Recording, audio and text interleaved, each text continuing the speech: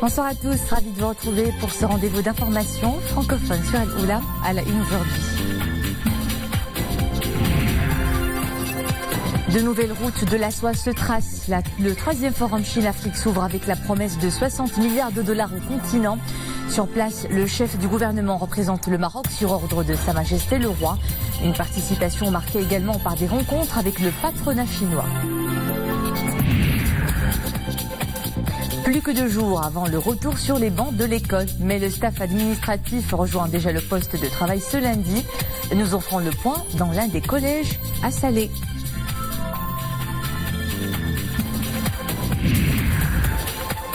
Et pour beaucoup, les vacances se prolongent en ce début de septembre, l'occasion de savourer les plaisirs et la quiétude de la nature dans certains endroits tout aussi paisibles, comme le parc national d'Ifrane que nous visiterons en fin de ce journal. Pékin déroule le tapis rouge à ses partenaires africains. Le 3e sommet sino-africain s'est ouvert ce matin. Il est largement axé sur la coopération économique sous le thème « La Chine et l'Afrique, construire une communauté de destin encore plus solidaire par la coopération gagnant-gagnant ». À ce conclave de 2 jours, le Maroc est représenté par le chef du gouvernement sur ordre de Sa Majesté le Roi. La séance inaugurale a été marquée par un discours du président chinois Xi Jinping qui a annoncé que son pays va accorder un montant de 60 milliards de dollars de financement à l'Afrique. Sadil Atmani est à la tête d'une importante délégation marocaine. Il a également pris part aux travaux de la 6e conférence des entrepreneurs chinois et africains organisée en marge de ce sommet. Le chef du gouvernement a reçu des responsables de grandes sociétés chinoises qui comptent déjà d'importants investissements dans le royaume. C'est un sujet de nos envoyés spéciaux à Pékin, Abdellah Al-Shgar et Hassan Silla, sur un récit de Boubkar Ben Ghabrit. À l'ouverture du sommet Chine-Afrique, le chef du gouvernement a été accueilli par le président chinois, avant que Sadeddine Al-Othmani ne prenne place dans la salle du sommet. Les débats de ce sommet de 2 jours portent sur les moyens de renforcer la coopération entre la Chine et le continent africain dans le cadre d'un partenariat gagnant-gagnant. Le Maroc s'engage au cours de ce sommet à œuvrer en faveur de l'émergence de l'Afrique et c'est d'ailleurs un des axes majeurs des travaux du sommet.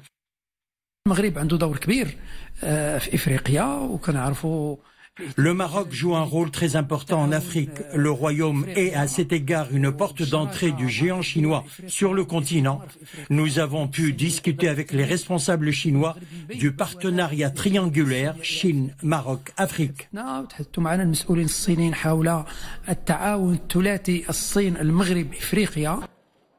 Plus grand partenaire commercial de l'Afrique durant les 9 dernières années, la Chine décide de consacrer donc 60 milliards de dollars supplémentaires au développement économique des pays africains. À l'ouverture du sommet Chine-Afrique à Pékin, le président chinois Xi Jinping souligne également que ce soutien comprendra 15 milliards de dollars d'aides gratuites et de prêts sans intérêt. Fini les vacances, le chemin de l'école est de rigueur après demain 5 septembre. Mais les membres du personnel administratif ont déjà rejoint leur poste de travail ce lundi pour signer les PV de reprise et participer à l'achèvement des différentes procédures techniques relatives à la rentrée scolaire. Le point de la situation dans ce reportage à l'un des collèges à Salé. Ahmed Ben Khadija, Zakaria Mouqimbillah. C'est la première réunion du Conseil des cadres administratifs du collège Al-Imam Ali de Salé. À l'ordre du jour, gestion de l'emploi du temps scolaire, élaboration de la planification pédagogique et mise en place de mesures pour garantir la réussite de la rentrée scolaire. La nouveauté cette année au collège Al-Imam Ali est l'introduction du parcours international au niveau de la première année. Concernant la structure pédagogique, il y a 7 classes pour chaque niveau. Nous comptons sur l'implication des cadres administratifs et pédagogiques pour assurer le bon déroulement de la rentrée scolaire. Pour cette rentrée scolaire, l'établissement a fait peau neuve, salle de classe, bâtiments et cours de sport rénovés pour une scolarité dans les meilleures conditions. Les classes ont été repeintes ainsi que les façades intérieures et extérieures. Ces travaux ont nécessité un budget de 50 000 dirhams grâce à la contribution de différentes parties dont l'association des parents d'élèves. Ces travaux de réhabilitation ont aussi concerné les sanitaires, le jardinage et la plantation d'arbres. La tutelle a entrepris une batterie de mesures, mise à niveau et équipement des établissements d'enseignement, ouverture des cantines et des internats, en plus de la fourniture de manuels scolaires.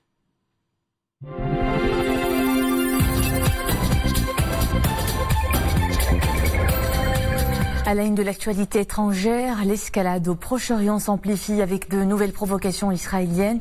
Aujourd'hui encore, les forces de l'occupation israélienne ont procédé à la démolition de 4 maisons de Palestiniens dans le village Walaja au sud de la Cisjordanie, ce qui a provoqué des affrontements violents. On enregistre des blessures parmi les propriétaires palestiniens.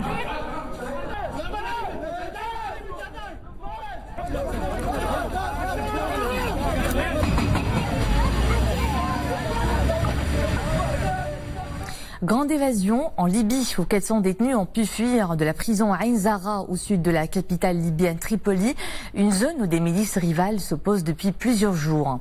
Tous les détenus qui ont pris la fuite viennent du même quartier de la prison où étaient regroupés des anciens responsables du régime Kadhafi. Selon la police judiciaire, une révolte a eu lieu à l'intérieur du bâtiment à l'approche des affrontements entre milices à Tripoli, où le gouvernement a décrété l'état d'urgence.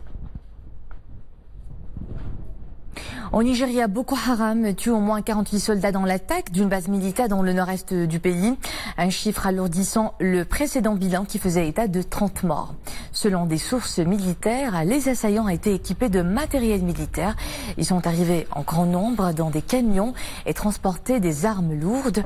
Leur force de frappe a été si puissante que les troupes ont été contraintes de se replier temporairement avant l'arrivée des renforts terrestres et aériens. 200 ans d'histoire ont disparu au Brésil. D'immenses flammes ont détruit le musée national de Rio de Janeiro, un des plus anciens du pays. Ce joyau culturel compte plus de 20 millions de pièces de valeur. L'origine du sinistre est pour l'heure inconnue. Il a débuté alors que le musée était fermé au public. Aucune victime n'a été signalée, même s'il y a beaucoup de matière inflammable. Et malgré l'envoi rapide de pompiers, le feu a gagné les centaines de salles du musée, détruisant tout sur son passage.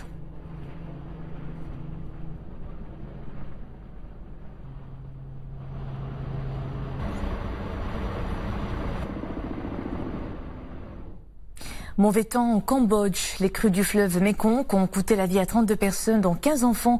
Au cours des 6 dernières semaines, les inondations ont affecté quelques 100 000 familles, contraignant près de 9 000 d'entre elles à se déplacer vers les hauteurs.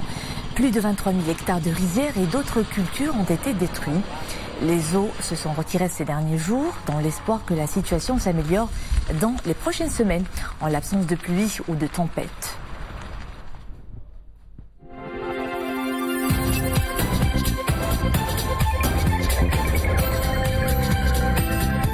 L'Arganier, en voilà une filière qui coule de beaux jours. Au Maroc, l'arbre mythique et endémique contribue au développement socio-économique de toute la région du Sud-Ouest. Une filière qui s'organise notamment par le biais des coopératives féminines actives dans la production des produits cosmétiques à base d'huile d'argan. La précieuse beauté légendaire fait toujours des émules et trouve preneur parmi une importante clientèle étrangère. Reportage et Madame Smir et Asman Tiazi, commentaire Mounia Marouche. Nichée au cœur du Moyen Atlas, Atahennaout, cette coopérative de femmes s'affaire à concasser les fruits d'argan et à les broyer pour obtenir cette pâte utilisée pour la fabrication de l'huile d'argan. Grâce à cette coopérative, ces femmes ont pu s'émanciper. En général, Trois groupes, chacun constitué de 9 femmes, travaillent dans cette coopérative pour une semaine. Ceci donnera l'occasion à un plus grand nombre de femmes d'en bénéficier. Grâce à cette activité, j'ai gagné en autonomie, j'ai pu aider financièrement ma famille et mes enfants. Ce produit que l'on peut retrouver dans nos assiettes, mais aussi dans les cosmétiques, est très prisé pour ses vertus antioxydantes et hydratantes. Pour ces touristes venus de loin, l'argan vaut de l'or. L'huile d'argan est magnifique. Les femmes l'utilisent pour leur peau et leurs cheveux sans savoir les étapes de son extraction qui demandent beaucoup de temps. Là, il y a incroyable, là, quand on voit le tas des plures qu'il y a autour d'elle, c'est formidable, quoi. Ça représente des heures de travail. Le plan Maroc Vert a fait de l'art gagné une priorité à travers la création d'organisations professionnelles et des coopératives. À ce jour, 16 périmètres de production d'art gagné comptent 30 coopératives actives. Je vous propose maintenant une escapade au cœur de l'un des parcs naturels les plus représentatifs du pays en termes de richesse, de l'écosystème et des paysages. Je vous parle du parc naturel d'Ifrane, un pôle touristique de prédilection pour les randonneurs et les pêcheurs. C'est aussi le paradis des nombreux visiteurs du site qui affluent encore en ce moment, profitant de vacances prolongées. Ahmad El-Fadeli, Estelle Hamdawi. Au parc national d'Ifrane, le visiteur se laisse bercer par le calme son de la nature. Une sensation de bien-être inonde son esprit. Quant à son corps, il absorbe l'énergie positive dégagée par certains êtres vivants qui peuplent la forêt des cèdres. Ici, le singe magot fait l'attraction des touristes. On a eu l'occasion de venir à Azrou, dans cette jolie région, et on a pu voir plein de singes, on a pu s'amuser avec eux tout à l'heure, et on a pu leur donner la nourriture, ce qui est pas commun. On vient aussi à cette région de Azrou pour se promener, la propreté, il fait frais. Et il y a aussi ces animaux, les singes, il y a les oiseaux, mes enfants s'amusent très bien. Ces jeunes sont venus de France. Cela fait longtemps qu'ils ont entendu parler de ce parc naturel. Les voilà aujourd'hui au cœur de cette cédrée, en train d'y couler des heures paisibles. On est arrivé depuis hier soir, on a dormi là. C'est le premier endroit hyper naturel qu'on trouve. On est au milieu des singes avec les chiens, les oiseaux, c'est magnifique. Il fait très frais, ça fait du bien. Visiblement, ils ne sont pas les seuls touristes étrangers à choisir Ifrane pour une virée grandeur nature. Notre guide nous a vivement recommandé ce site. L'endroit est spectaculaire, la nature est splendide, rien à voir avec l'ambiance des Médinas. Tout est avenant ici, la verdure, les singes, nous sommes en train d'y faire un pique-nique.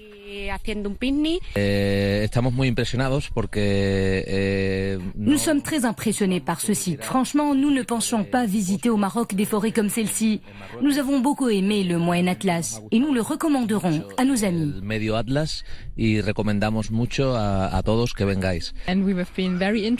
Nous avons été très intéressés par la culture, la nature et les paysages. C'est complètement différent de ce que l'on a en Allemagne ou en Europe. Nous avons été agréablement surpris par ce cadre. La promenade dans le parc national ne serait pas parfaite sans une pause gourmande aux saveurs locales. Nos clients sont marocains, mais également étrangers qui viennent des Émirats et du Qatar. Nous préparons des tagines et bien d'autres délices accompagnés du thé à la menthe. À Ifrane, l'activité touristique ne faiblit pas en mois de septembre. Cette période a ses adeptes, des visiteurs qui recherchent la tranquillité. Fêter ses 102 ans d'existence est un geste d'une grande émotion. Il est encore plus lorsqu'on fête cet anniversaire côte à côte avec sa sœur jumelle. Il s'agit de l'anniversaire d'Anne et Gussie, centenaires américaines. Les deux sœurs se retrouvent autour d'un gâteau d'anniversaire concocté par leurs proches.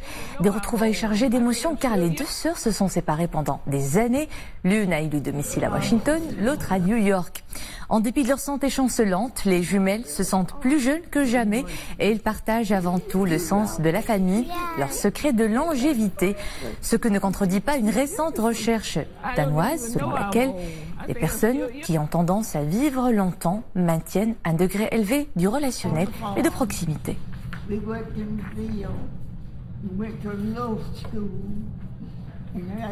Pour finir, à direction le Caire en Égypte, où le tirage au sort comptant pour les quarts de finale de la CAF, la Confédération africaine de football, a été effectué cet après-midi.